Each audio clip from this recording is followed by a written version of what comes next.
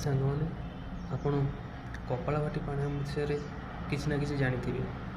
ତ ଯଦି କପାଳଭାତି ପ୍ରାଣାୟାମ ବିଷୟରେ ଜାଣିବାକୁ ଚାହୁଁଛନ୍ତି ତାର କ'ଣ ବେନିଫିଟ୍ ଅଛି ଆମେ ତା ବିଷୟରେ ଟିକେ ଚାଲନ୍ତୁ ଜାଣିଦେବା।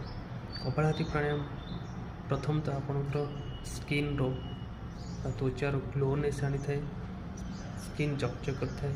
ଦ୍ୱିତୀୟତଃ ଆପଣ ଶରୀରରେ ଯେଉଁ ଯେକୌଣସି ପ୍ରକାର ସମସ୍ୟା ବା ଷ୍ଟ୍ରେସ୍ ଥାଏ ସେ ଷ୍ଟ୍ରେସ୍ରୁ ଆରାମ ଦେଇଥାଏ, ମୁକ୍ତି ଲାଭ କରିଥାନ୍ତି, ଷ୍ଟ୍ରେସ୍ରୁ ମୁକ୍ତି ପାଆନ୍ତି।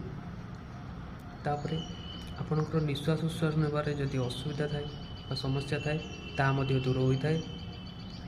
ଆଉ ଆପଣଙ୍କର ଲଙ୍ଗସରେ ଯେକୌଣସି ସମସ୍ୟା ଥାଏ ତାହା ଧୀରେ ଧୀରେ କପାଳଭାତି ପ୍ରାଣାୟାମ ଅଭ୍ୟାସ କରିବା ଦ୍ୱାରା ଦୂର ହୋଇଥାଏ।